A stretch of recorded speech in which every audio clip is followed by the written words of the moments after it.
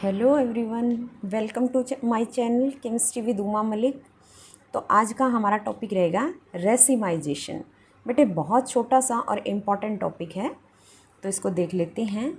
अगर आपका कोई एल्काइल हैलाइड ऑप्टिकली एक्टिव है तो जो आप उसका प्रोडक्ट मिलेगा वो रेजिमिक मिक्सचर मिलेगा, और इस प्रोसेस को हम क्या कहेंगे, रेजिमाइजेशन। तो एक बार इसका एग्जांपल देख लेते हैं। देखो, मैंने SN1 और SN2 मैकेनिज़्म आपको करवाया था। अगर आपको वो नहीं समझ आया तो एक बार उसको दोबारा देख लेना इसको समझने से पहले। तो देखिए, उसमें हमने जो SN2 मैकेनिज़्म किया था उसमें हमारा रिएक्टिविटी का ऑर्डर था प्राइमरी, सेकेंडरी एंड टर्शरी, और जो SN1 मैकेनिज़्म था उसमें हमारा रिएक्टिविटी ऑर्डर था टर्शरी, सेकेंडरी एंड प्राइमरी। तो आप ये देखिए कि चाहे हमारा मैकेनिज़्म SN1 हो चाहे SN2 हो, तो देखो हमारा सेकेंडरी जो हो वो बीच में ही पड़ रहा है। ठीक है, तो हम एक ऑप्टिकली एक्टिव कंपाउंड भी लेंगे और कोशिश करेंगे कि वो हमारा सेकेंडरी ही हो ताकि हम इसको अच्छे से समझ सकें। ठीक है, तो चलिए, ये ले लिया हमने CH3, C2H5, यहाँ पे H और ये Br। एल्काइल हैलाइड है, सेकेंडरी है। क्यों?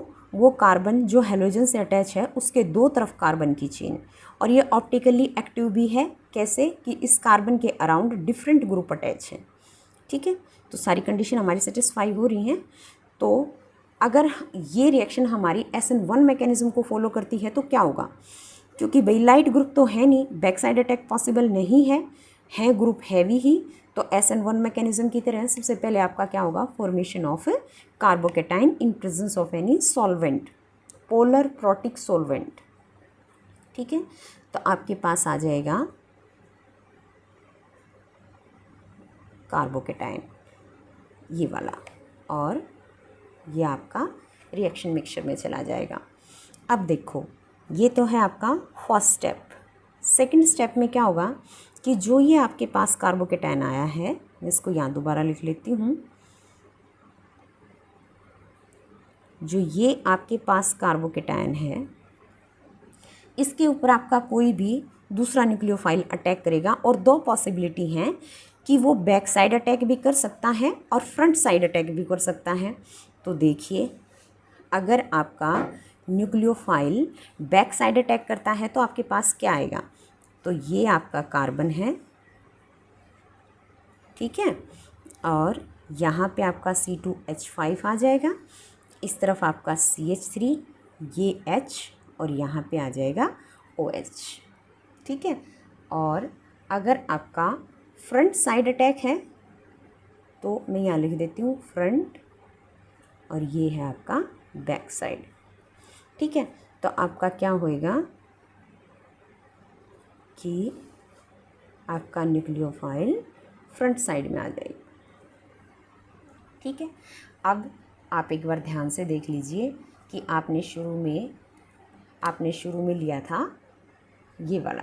ठीक है, तो जिसमें यहाँ पे Br था, जब आपने प्रोडक्ट की फॉर्मेशन करी तो एक बार तो आपका OH वहीं अटैच हुआ है जहाँ से Br गया है, और एक बार आपका हुआ है बैक साइड में, यानी कि यहाँ पे क्या हुआ, इन्वर्जन ऑफ कॉन्फ़िगरेशन।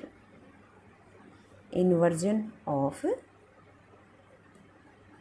कॉन्फ़िगरेशन, और यहाँ पे क्या हुआ, रिटेंशन ऑफ कॉन्फ़िगरेशन। ठीक है, और अगर आप बिल्कुल ध्यान से देखो, ये मैंने यहाँ पे लगा दिया मिरर।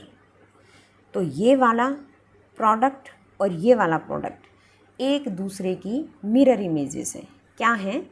एक दूसरे की मिरर इमेजेस, यानी कि रिएक्शन में जो आपको प्रोडक्ट मिलेगा वो 50% अमाउंट में तो आपका इन्वर्जन ऑफ कॉन्फ़िगरेशन के साथ होगा, और 50% मिलेगा आपका रिटेंशन ऑफ कॉन्फ़िगरेशन के साथ।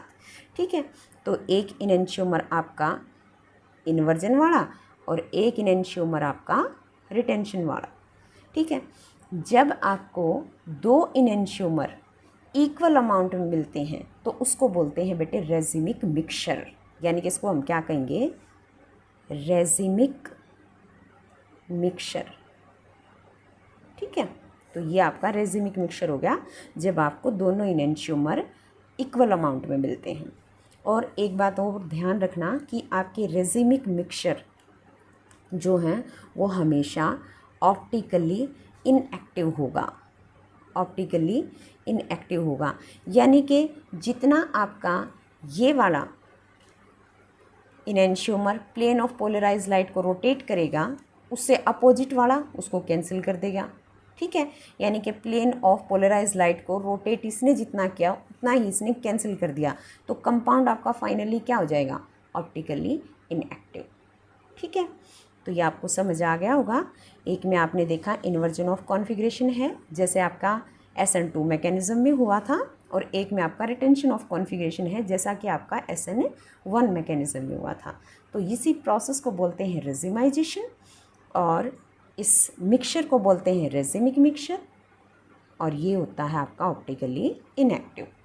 एक बार आप इसको ध्यान से देख लो। Thank you.